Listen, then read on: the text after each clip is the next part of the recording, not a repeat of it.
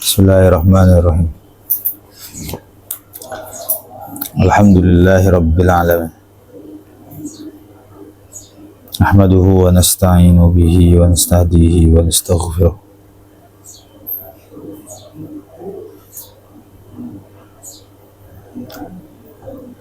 Wa na'udzu billahi min syururi anfusina wa sayyiati a'malina.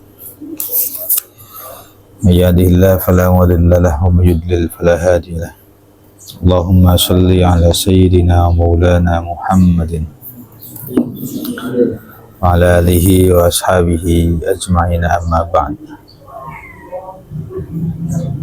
Qala al-muallifu rahimahullahu ta'ala, qala Rasulullah sallallahu alaihi wasallam, ittaqu dia sirakabe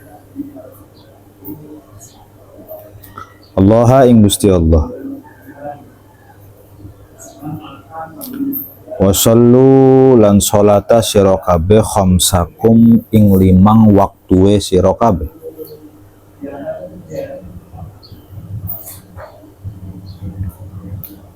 wasumu lan puasa sirakabe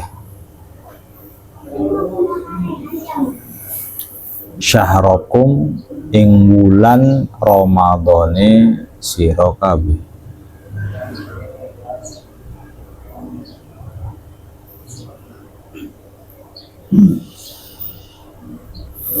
Wa addu lan nekaake sira kabeh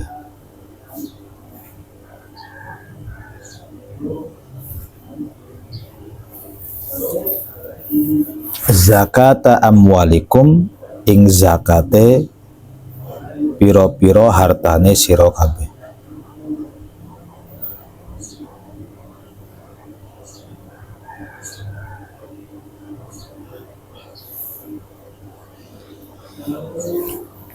Thayyibatan kelawan bagus, biha kelawan zakat, opo anfusukum biro-biro awak dheweke sira kabeh.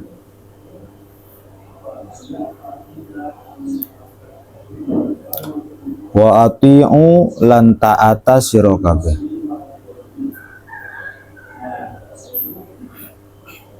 za amrikun ing wong kang duweni urusane sira kabeh.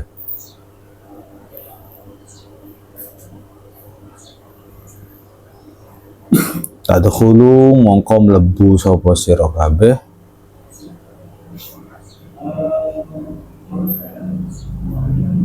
jannata rabbikum ing surgae pangerane sira kabeh.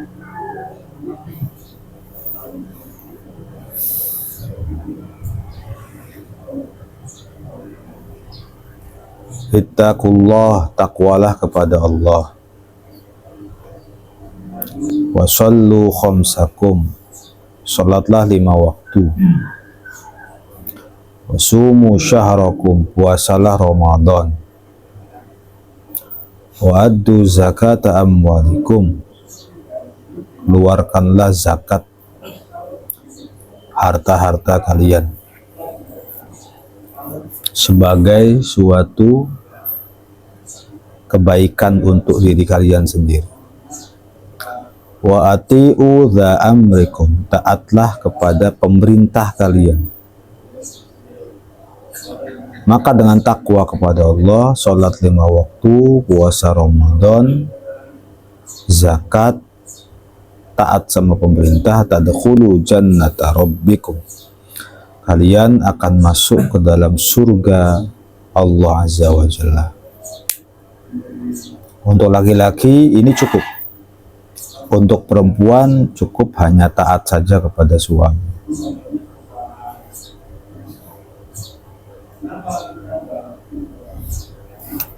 Kalau ada muslim baik tuh baik banget, kalau bicara sopan, suka nolongin orang, kalau ada yang minjem uang dikasih, suka nolong, suka bantu, pahlawan lah. tapi nggak ngelaksain ini alias nggak sholat, artinya dia nggak bisa buka password. Sholat itu password.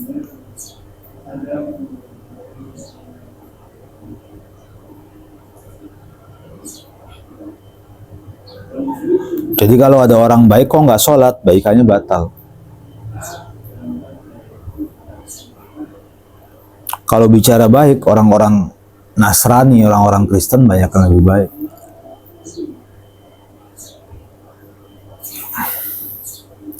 Kami punya dulu orang-orang Kristen tuh baik-baik. Jauh beda sama yang katanya Muslim. Kalau Muslim diajarkan oleh Islam kan jangan suka maki-maki, tapi malah maki-maki. Jangan suka mencela orang lain, malah suka mencela orang lain. Menjaga lisan, malah nggak menjaga lisan. Tapi yang mempraktekin itu mereka gitu. Jadi kelebihan dan kekurangannya ya. Islam punya ilmunya tapi nggak mengamalkan. Mereka mengamalkan tapi nggak punya ilmunya. Sebenarnya kalau bicara mana yang lebih utama Muslim. Tapi siapa yang lebih menguntungkan di antara keduanya, maka yang lebih menguntungkan adalah yang satu. Mengamalkan meskipun nggak tahu ilmunya. Ini contoh nih ya, contoh ya.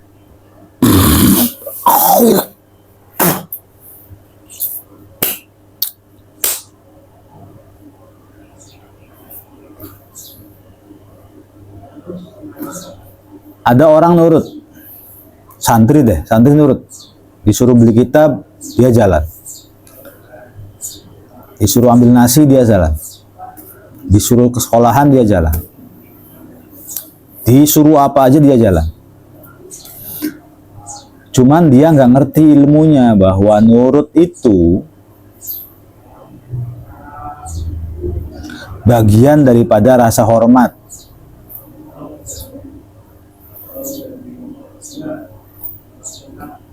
Rasa hormat itu bagian daripada mahabbah.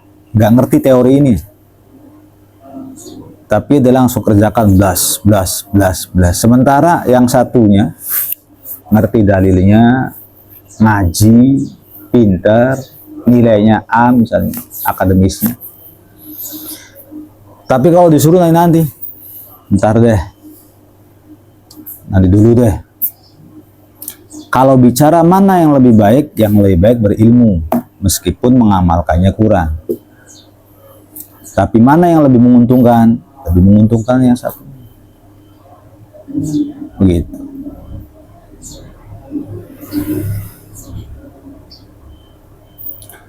Jadi kelebihan dan kekurangan ini ada nih. Kita kelebihannya lebih ke teoritis. Segala-gala tuh ngerti. Sampai faraid kita belajari misalnya. Tapi kita bukan seseorang yang gampang mengamalkan, justru mengabaikan. Yang mengamalkan malah mereka. Kalau bicara tentang orang-orang misalnya NU, Basul Masail kurang apa? Pondok-pondok pesantren kurang apa?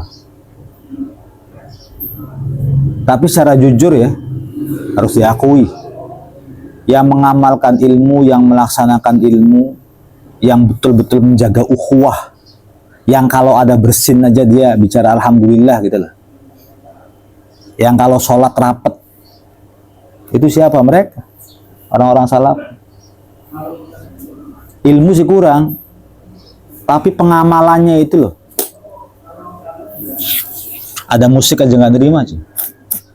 Kalau kita itu terlalu banyak toleransi, terlalu banyak ngambil imam. Oh imam ini boleh, imam ini boleh. Mereka boro-boro, ngambil di bank aja nggak berani uang.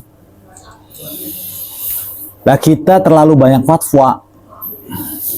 Banyak fatwa. Kalau yang ini haram, ulama ini aja yang ngebolehin. Gitu tuh. Pondok-pondok pesantren mereka ini bersatu. Satu pondok dengan pondok yang lain itu bersatu. Di NU nggak begitu kan. Pesantren, majelis itu terkesan kayak saingan. Mereka ngelarang istri-istri mereka keluar rumah meskipun untuk pengajian, meskipun untuk sekedar jamiah, nggak ada jamiah malah. Lah kita istri-istri kita aktif sehingga suka ngomongin orang.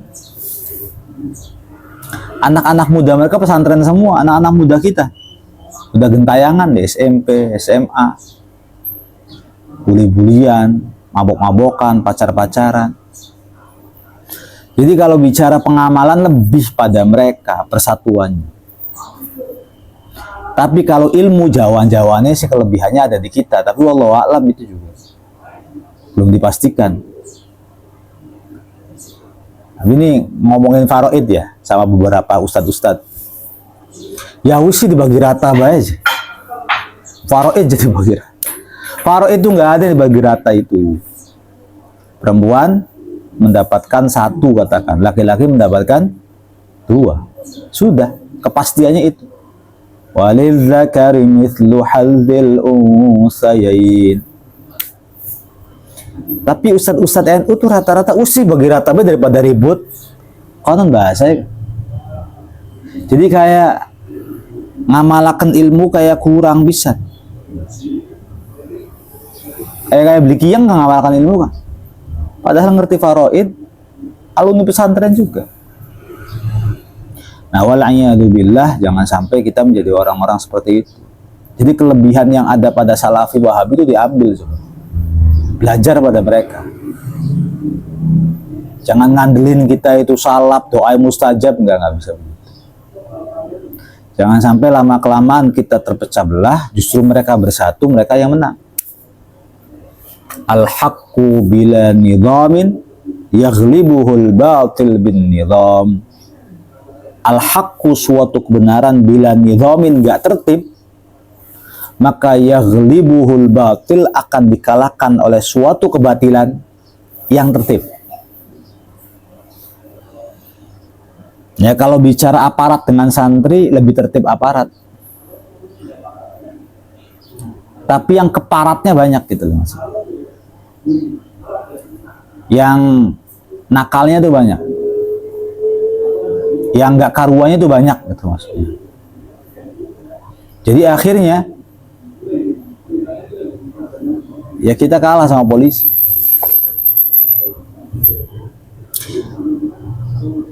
Jadi ittaqullaha wa shallu khamsakum, baik kepada orang lain tetap, tapi sholat jangan ditinggalin. Jangan ada bahasa-bahasa yang penting sholat dalam niat, yang penting orangnya baik, enggak, sholatnya harus benar. Tidak akan mungkin adab itu terpancar dari seseorang kalau orang itu nggak sholat. Kalau ada orang nggak pernah sholat kok adabnya bagus, ada palsu. Itu aja sudah. Jadi kamu lihat ada orang kok baik, sopan, suka senyum, suka ngasih uang, tapi nggak sholat, palsu ini. Hati-hati. Yang dikhawatirkan suatu ketika nanti dia berkhianat sama kita. Di patokannya seseorang itu ada pada sholat. Sholatnya benar, maka hidupannya benar. Inna sholata tanha anil fahsya'i wal munkar. Wa ati'u dha amrikum, taatlah kepada pemimpin kalian. Tadkhulu jannata rabbikum, kalian akan masuk surga. Entah itu ke pemerintah atau ke pesantren. Oh, ketuanya siapa aja nih? Selama kamu tahu bahwa ketua itu tidak memberikan perintah yang buruk, kamu ikuti. Jangan malah nyeleweng, nanti nggak benar nanti. Contoh, ini ketua pondok, ini tamu, ini kita, pengurus atau siapalah. Ketua pondok ngasih perintah, tamu biasanya ngasih share, ngasih cerita-cerita, dongeng lah. Ini kadang-kadang kita lebih percaya sama tamu, yang kadang-kadang dongeng ini kontroversi, berseberangan dengan ketua pondok, sehingga kita lebih nurut sama tamu ketimbang sama ketua pondok. Nah, kita tuh pengkhianat masuk. Paham ya? Maksudnya jangan ladenin mereka, nggak formal. Mau ngobrol sebanyak apa kayak, yang akan menjadi patokan adalah ketuanya siapa. selama ketua ini nggak nyuruh saya mabok, tidak menyuruh saya berzina, tidak menyuruh saya ninggalin sholat, saya akan ikuti. Gitu loh, pengurus atau santri yang baik. Bukan malah mendapatkan asupan ataupun pemasukan dari orang lain. Organisasi akan kacau apabila menteri-menterinya atau pengurus-pengurusnya itu lebih mengutamakan atau lebih mendengarkan apa kata orang ketimbang nurut sama presidennya. Wes, presidennya katakan Edi lah katakan, masih orang bawang, opolong. Terus Edi ngomong apa aja dengerin. Kalau bisa kita kasih saran-saran karena dia masih kecil. Jadi kalau Edi bilang libur ya udah libur. Kalau Edi bilang A, B, B. Sudah, kita sebagai anak buah nurut, sam'an wa ta'atan. Anggap saja dia imam, kita makmum. Kan bener, ilustrasinya begitu. Dia ruku, kita ikut ruku gitu loh. Jangan ketika dia ruku kita langsung sujud. Gak bisa begitu. Ilustrasi sholatnya itu dipakai dalam kepemimpinan, dalam organisasi. Tapi di luar kepemimpinan, di luar organisasi ya terserah. Ada Pak RT ya kita ikut aturan Pak RT. Jangan ada tamu jam 9 malam. Ya kamu telepon sama temen. Jangan kesini ya, udah jam 9. Kenapa sih mas? Di sini Pak RT-nya ngelarang. Saya ikut apa kata Pak RT. Selamat begitu. Aturan apa aja kalau ketua pondoknya bilang A, B, B. Berhasil apa kata ketua pondok, gagal apa ketua pondok? Kegagalan pondok bukan kegagalan kita, kegagalan ketuanya sudah. Gampang gitu. Jangan bilang, tuh kan apa kata saya, tuh kan bener kan? Enggak, ide kita, inovasi kita, cara kita berpikir nggak dipakai selama kita berada di bawah naungan kepemimpinan. Jadi wa ati'u dza amrikum, itu maksudnya begitu. Tadkhulu jannata rabbikum. Ittaqu dia sira kabeh dakwatal madzlumi ing doae wong kang den zalimi. Fa innaha krana satune dakwah iku tuhmalu den gawa apa dakwah alal ghamami ing atase awan. Yaqulu hale berfirman sapa Allahu Gusti Allah. Wa izzati demi kemuliaan ingsun, wa jalali lan keagungan ingsun, la ansuranna yaktine nulung temenan sopo ingsun ka ing sira. Fil mudhari, mudharaannya hamzah, kemasukan nun taukid sakilah, ka ing sira walau ba'da hinin senejan ing dalam sakwise waktu iki.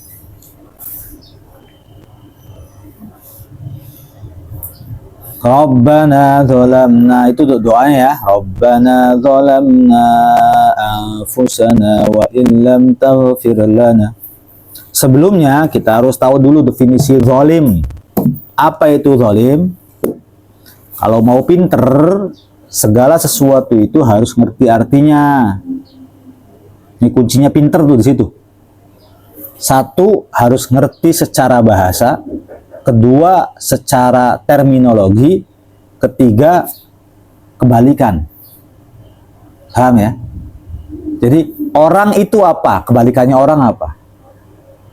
Ini contoh ya.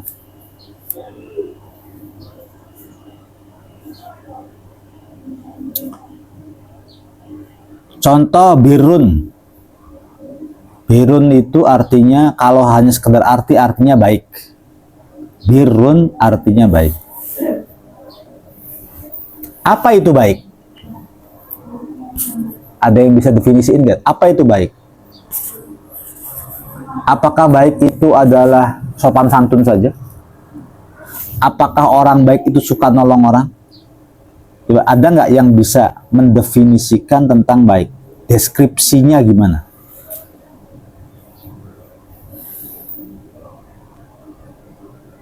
Deskripsinya gimana? Susah kan? Atau memang ada orang yang Dari kecil sampai besar, dia nggak pernah bertengkar sama kita. Sehingga kita nyatakan dan kita vonis dia adalah orang baik. Nggak bisa juga. Coba apa? Ngerti? Definisi baik, Al-Quran yang definisikan.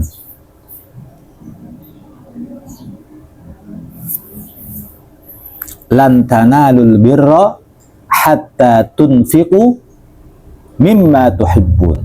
Definisinya tuh. Baik itu level baik ya. Level baik. Baik itu apabila engkau sudah memberikan apa yang engkau cintai kepada orang lain. Ngerti ya? Itu namanya baik.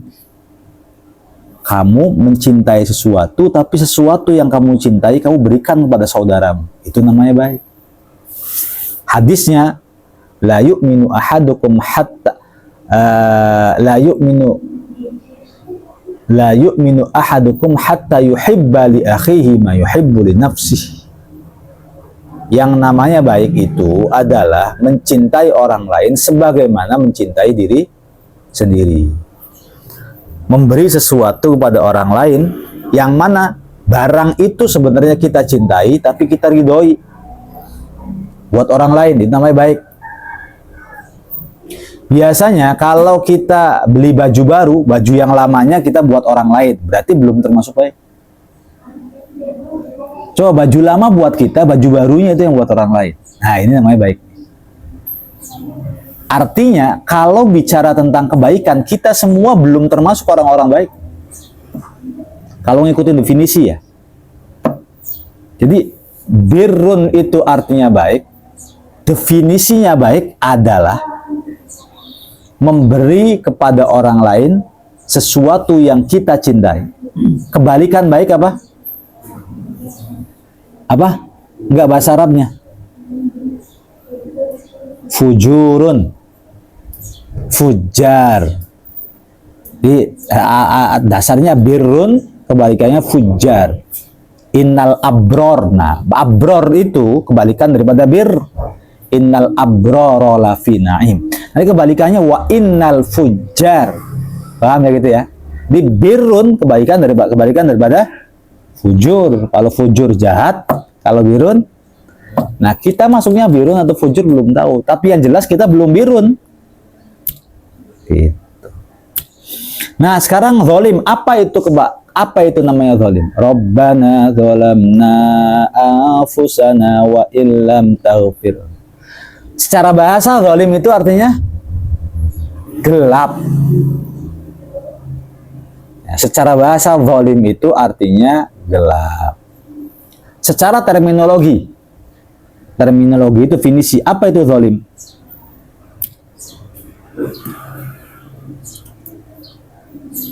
Menyiksa diri sendiri ataupun orang lain. Itu namanya zalim. Nanti ya, menyiksa diri sendiri atau orang lain itu namanya zalim. Apa kolerasinya antara gelap dengan menyiksa? Gelap itu menyiksa. Nah, kanan.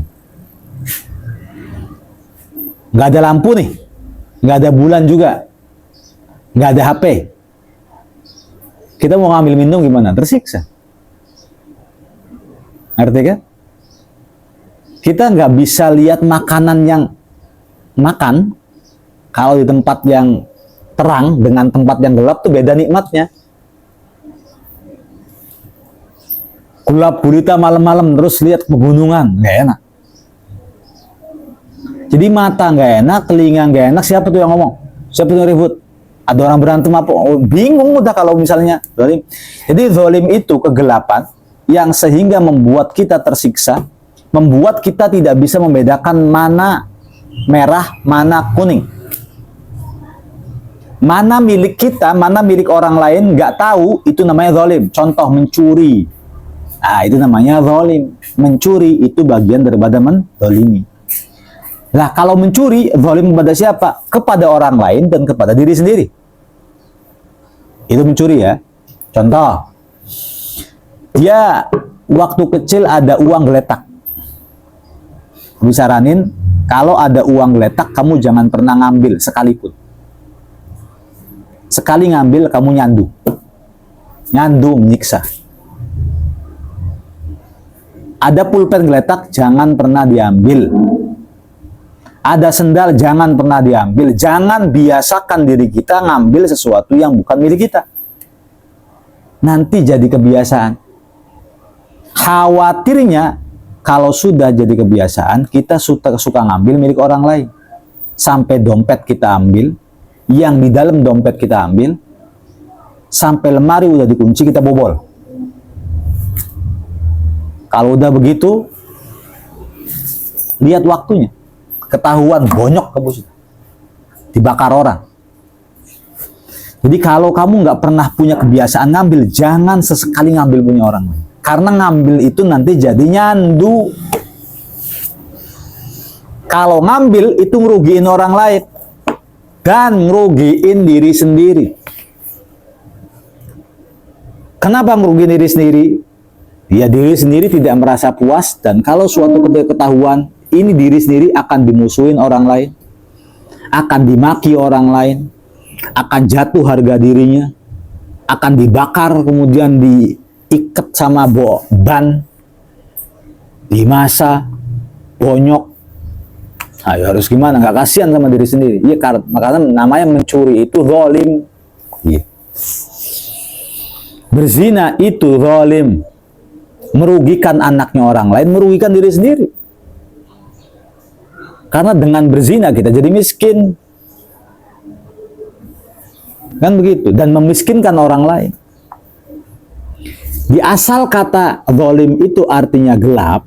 Zulumat artinya gelap. Nah, definisinya adalah menyiksa diri sendiri atau orang lain dengan sebuah perbuatan dosa. Nah, itu namanya zalim.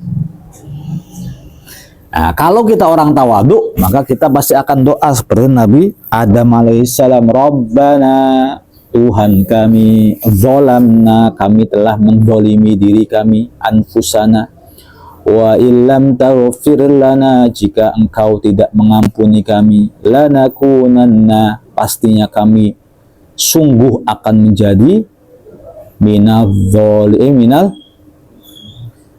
apa? Khosirin, menjadi orang-orang yang menyesal dan rugi. Khosir itu khusran. Innal insana lafi khusr. Khusr itu artinya rugi. Nah, itu makna daripada zalim tuh. Menghina orang lain itu zalim, menyakiti orang lain dan menyakiti diri sendiri. Kamu ngata-ngatain seseorang dengan membawa nama ayahnya. Joko. Kamu menghina orang lain. Orang itu pun berhak untuk menghina ayah kamu. Jadi kalau kamu menghina ayah orang lain, berarti sama aja kamu menghina ayahnya sendiri. Karena memberikan kesempatan kepada orang lain untuk menghina ayah kita. Jadi kalau ayah kita nggak mau dihina, jangan hina anak orang lain. Ini akalnya tuh, di situ akalnya tuh, logikanya maksudnya. Jadi kalau bukan milik orang lain, jangan pernah diambil. Apa aja, kamu lihat apa, jangan pernah coba-coba ngambil. Lihat ini jangan pernah, kecuali sampah. Sampah kamu ambil, ngerti. Kalau yang kotor-kotor langsung disapu. Tapi kalau ini barang berharga kok, ada ini yang jangan diambil. Pertama, tanamkan rasa takut dalam hati kita bahwa itu bukan milik kita. Kita sekali ngambil, nanti lama-kelamaan kita jadi pengen ngambil terus punya orang lain. Pulpen punya orang lain diambil, uang punya orang lain diambil, jadi pencuri kamu. Kalau jadi pencuri, ya memalukan. Yang malu diri kita, orang tua kita. Kalau ketahuan, bonyok kita sudah. Masuk penjara juga. Nyiksa diri sendiri kan namanya itu. Iya, nyiksa diri sendiri. Makanya belajar dari hal yang kecil. Jangan pernah ngambil sesuatu yang bukan milik kita. Meskipun sendal. Ibaratnya gini, lebih baik saya nyeker, didik diri saya ke masjid Jumatan, ketimbang saya harus megang punya orang lain. Atau ngambil punya orang lain tanpa izin. Belajar coba. Meskipun orangnya ikhlas ridho, ini kayaknya punya Mas Alpas nih. Enggak, mau saya ambil. Enggak mau saya, meskipun orangnya legowoan, misalnya. Enggak. Saya harus mengajarkan diri saya, mendidik diri saya agar dari seusia saya tidak mengambil sesuatu yang memang bukan hak saya. Nah, belajar begitu. Ittaqul zulma wallahu a'lam.